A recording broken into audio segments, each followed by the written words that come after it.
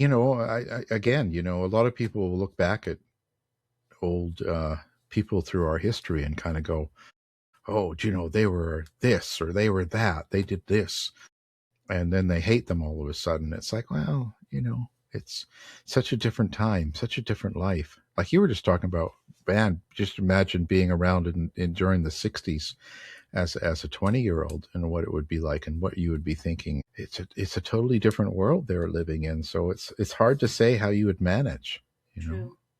especially in Western days, back with the Wyatt Earps and people carrying guns and shooting and all that stuff. And you got a bath once a month. That'd be a nightmare for me. I don't think I'd like that at all. I'd have to live Imagine near no near a lake. I'd be swimming a lot.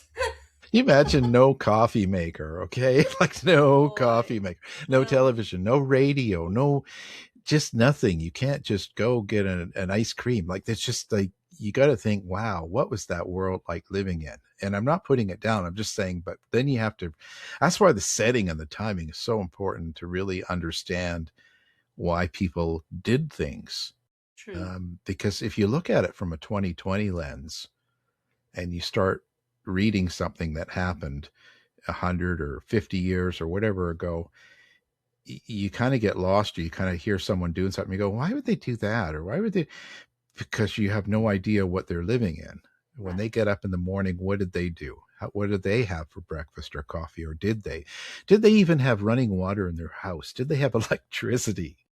Did they have, like, there's like so many questions, and it makes a difference in how you live and how you behave and how you interact with people.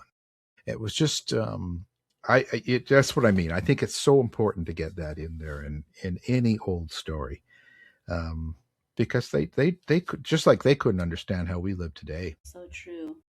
I mean, You there know, would be definitely be a period of shock and then adjustment, and who knows how long that would take. could you imagine? You used to dress up. Even when I was a little kid, you had to dress up to go to the doctor, to go to the store, to do anything like that. And now People someone, wear if they were, pajamas.